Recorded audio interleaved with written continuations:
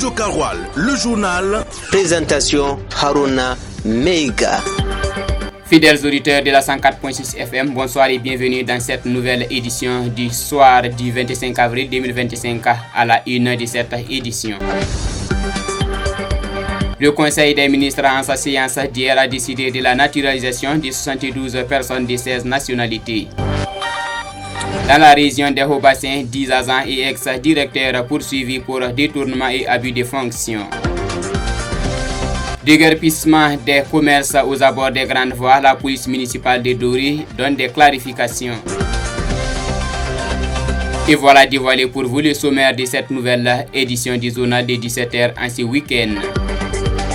Comme je l'annonçais en titre, hier 24 avril 2025, le président du Faso, chef de l'État, le capitaine Ibrahim Traoré, a présidé l'hebdomadaire Conseil des ministres. Selon le ministre porte-parole du gouvernement, Fenglouende Gilbert Ouedraogo, plusieurs rapports ont été adoptés et des décisions importantes prises. Ce sont entre autres l'adoption en qualité de pupille de la nation de 158 enfants mineurs ainsi que l'autorisation de l'inauguration du mausolée Thomas Sankara et ses 12 compagnons. Le Conseil a aussi entendu des communications. L'essence de ce Conseil des ministres avec Ismaël Konfé. Le Conseil a adopté un rapport permettant à 156 enfants des forces de défense et de sécurité tombés sur les champs d'honneur ou blessés dans le cadre des opérations de sécurisation du territoire de bénéficier du statut du pupille de la nation. Le garde des Sceaux révèle les bénéfices de cette loi. Rodrigue Bayala. Le bénéfice de l'octroi du statut de pupille de la nation aux enfants mineurs conformément aux dispositions de la loi du 10 juin 2022 et de son décret d'application du 19 septembre 2023 permet aux bénéficiaires de la gratuité des soins de santé et de scolarité, un soutien matériel et financier et bien entendu un soutien psychosocial. Un autre rapport permettant à 72 personnes de 16 nationalités différentes d'être naturalisées burkinabé a été également adopté. Rodrigue Bayala, ministre en charge de la justice, revient sur les conditions de cette naturalisation et son impact. Les conditions sont décrites au niveau de l'article 158 à 163 du Code des personnels de la famille, qui sont des conditions d'une durée de résidence au Burkina Faso, d'être d'une bonne moralité et bien entendu de ne pas faire l'objet de condamnation pénale, ce qui assure l'autorité publique de ce que la personne qui demande la nationalité burkinabé est d'une bonne moralité et pourra contribuer au développement du Burkina Faso. Notre pays reste toujours attrayant parce que c'est la troisième fois à moins de 6 mois que nous venons avec des décrets de naturalisation, ce qui prouve qu'aujourd'hui le Burkina Faso est une destination, est une nationalité qui est convoitée. Le Conseil a également dévoilé la date de l'inauguration du mausolée Thomas Sankara. Le ministre en charge de la culture, Fenglouende Ouedraogo, justifie le choix de cette date.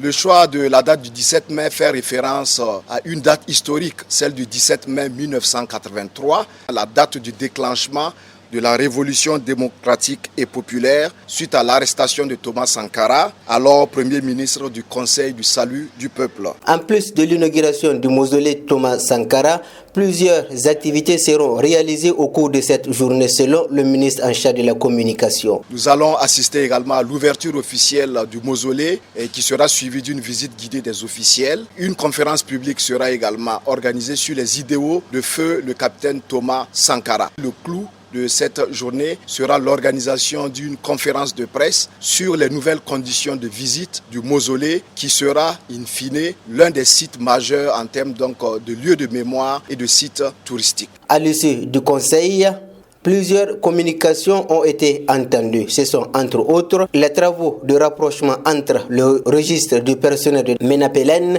et le fichier de paix pour le mois d'octobre 2024 et l'organisation de la 24e édition du championnat de la région Ouest 2 du karaté prévu en juin 2025 à Ouagadougou. Hier jeudi 24 avril 2025, le tribunal du pôle économique et financier de Bobo-Dioulasso a été le théâtre d'un procès qui a impliqué 10 agents et anciens directeurs régionaux de la direction régionale de l'agriculture, des ressources animales et halieutiques des Hauts-Bassins, relevant de la province du Houé. Tous ceux qui ont comparu devant étaient poursuivis pour abus de fonction, détournement des deniers publics et enrichissement illicite. Les détails des peines à l'issue du procès avec Mamoudou Diallo. Perception illégale des frais liés à la location de la cité d'hébergement de la DRH, détournement d'une partie des fonds issus de ces locations, actes contraires aux règles de gestion financière et administrative en vigueur, telles les infractions qui étaient reprochées à 10 agents et anciens directeurs régionaux de la Direction régionale de l'agriculture, des ressources animales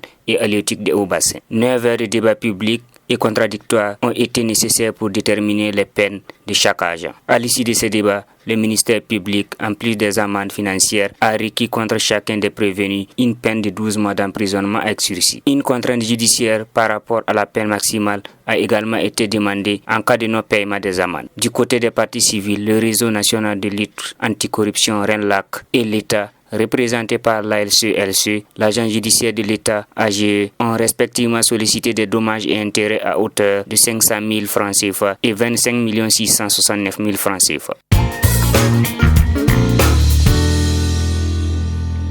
Revenons à Dori. Le ton a été donné par les grandes villes du Burkina Faso, Ouagadougou et Bobo-Dioulasso, et dès lors, les autres sont entrés dans la cadence du respect de l'occupation anarchique des emprises des voies. Après un premier reportage avec les concernés à Dori il y a des jours, le commandant de la police municipale de Dori donne les clarifications de leurs actions récentes dans une interview accordée le jeudi soir. Détail avec Cheikh Yannick Somé. Sinon, je vois, il y a les gens même qui ont mis leur kiosque même sur le fossé, mais on ne les a pas encore dit d'enlever. C'est nouvellement, même, ce n'est même pas encore chasse même. C'est une commerçante interpellée par la police municipale de Dori qui ne comprend pas ce que les autorités municipales lui demandent de faire. Tout commence avec les déguerpissements observés à Ouagadougou et à Bobo-Dioulasso, dont l'ordre a été donné dans un communiqué conjoint interministériel demandant de libérer l'emprise des voies de 2 mètres. Au niveau communal, il y a eu une communication avant la sortie des agents municipaux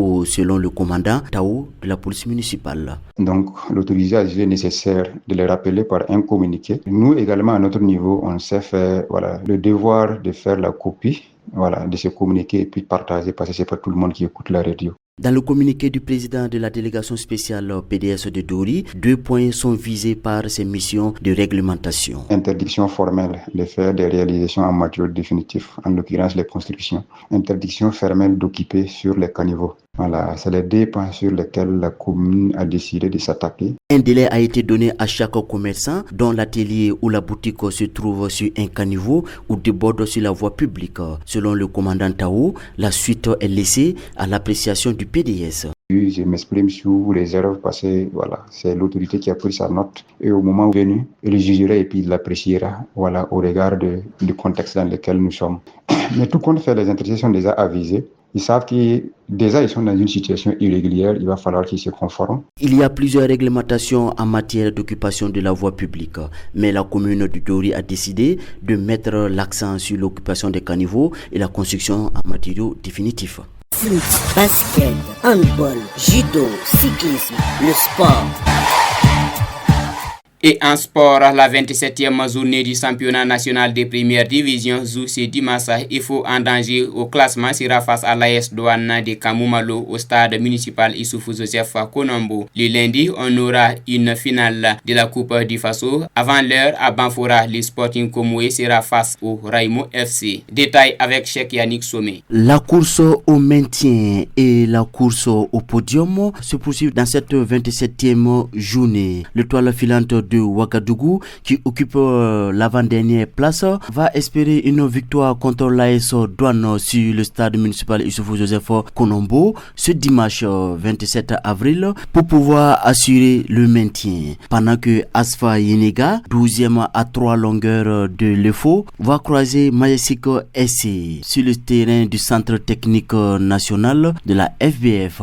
Et toujours le dimanche, nous aurons RCB USFA du côté du stade Wobi. La 27e journée va se poursuivre le lundi 28 avril 2025 et à partir de 16h sur le stade municipal de Banfora, Sporting Cascade reçoit Raimo FC. Un match qui compte comme une préparation pour la finale de la Coupe du Faso. Au stade municipal de Koudougou, la SEC reçoit l'USCO. Tous deux, lutte pour le maintien. Et sur le terrain du stade, sur le terrain de la fédération Salitas FC, aussi qui joue le maintien, joue contre l'ASFB, stade municipal Issoufou Joseph Konombo, pendant que les électriciens recherchent une victoire pour se rapprocher du leader Raïmo. L'AS Sonabel sera opposé au Real du Faso. Et sur le stade Wobi, Vitesse FC RCK, c'est aussi une autre opposition de la 27e journée.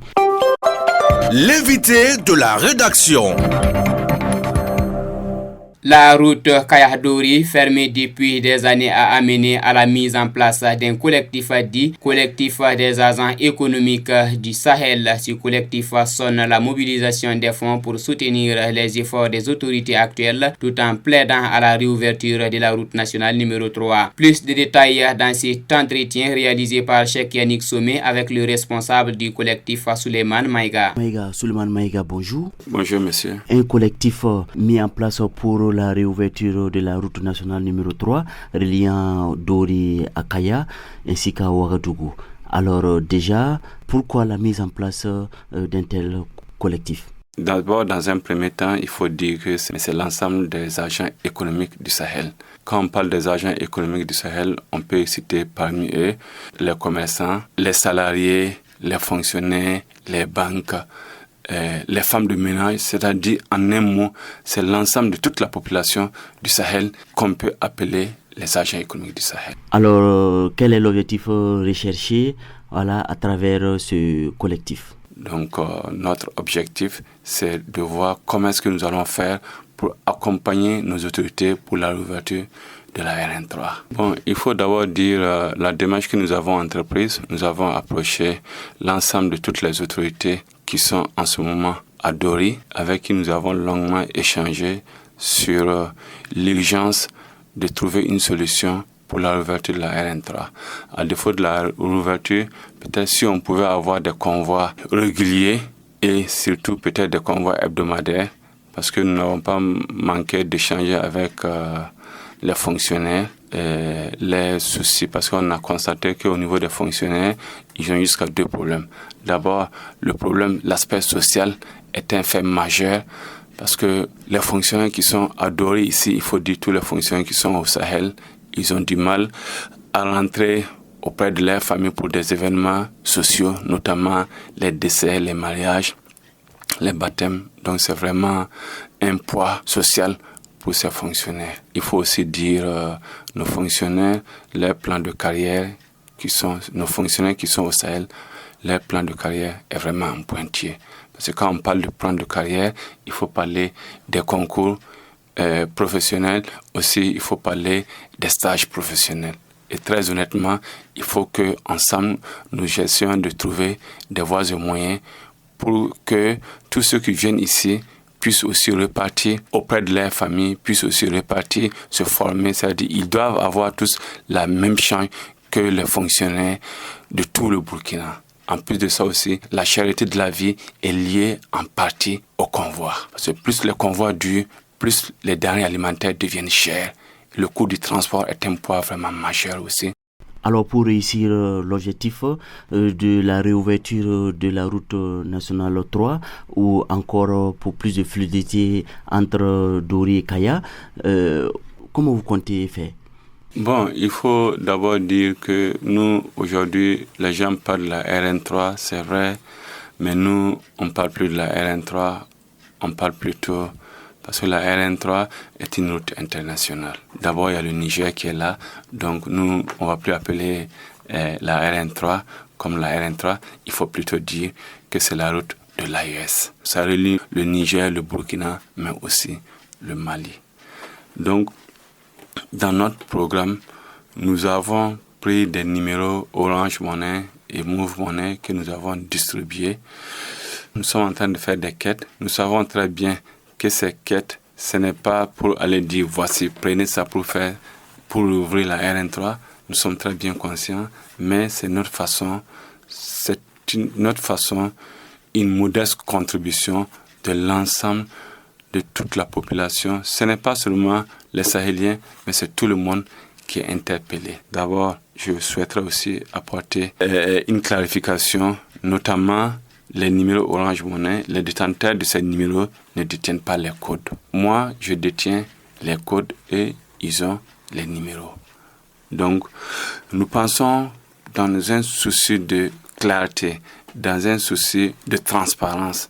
À l'issue de l'opération, nous allons imprimer les relevés de tous ces numéros, les comptes de ces 4 comptes, ce qui est passé sur ces comptes, et nous allons remettre ça aux autorités à qui de droit pour dire nous avons été chargés de vous transmettre ça, nous avons reçu tant de francs et nous vous donnons. C'est une contribution libre. C'est une contribution libre et c'est tout le monde qui est interpellé. Nous demandons à tous les Sahéliens, à tous les Burkinabés que chacun fasse parler son cœur pour un retour à la paix. Parce que la réouverture de la RN3 nous incombe nous tous. Parce que les objectifs recherchés, ce qui est sûr, une fois, à défaut même de la réouverture de la RN3, une fois que les convois sont réguliers, les convois sont, même si on peut avoir des convois hebdomadaires, nous pensons que le coût du transport, aujourd'hui la tonne du transport de Ouagadougou fait 30 000 francs.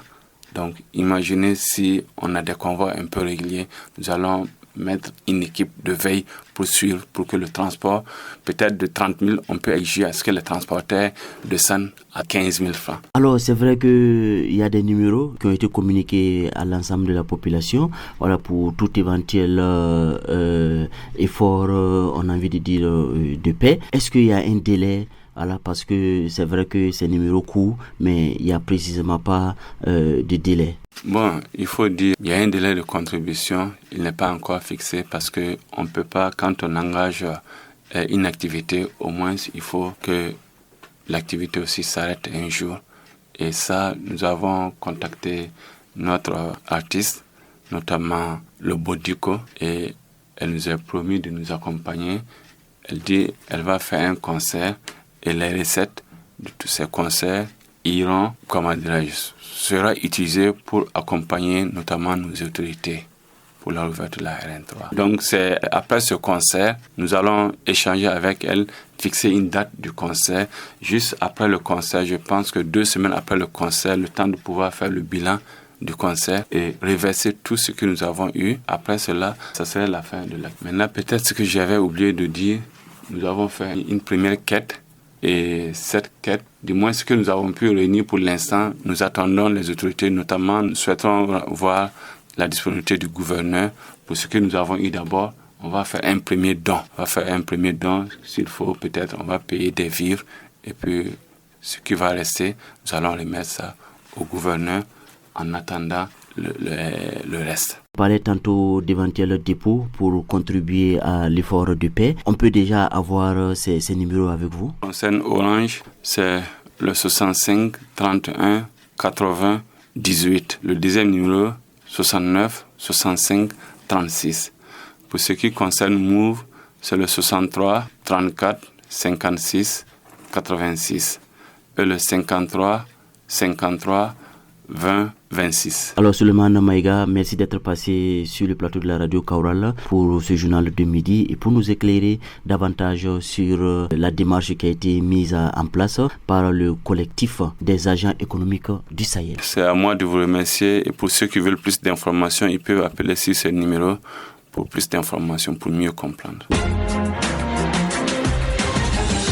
Radio Karoual, le journal. Présentation Haruna Meiga. C'est ici que prend fin ce journal. Bon week-end à vous, chers auditeurs de la 104.6 FM. La rédaction vous donne rendez-vous la semaine prochaine pour la continuité de l'information sur Radio Kaoural. La mise en onde a été assurée par Alexis Palé. La version Fulfulde, c'est tout à l'heure avec Amadou Li.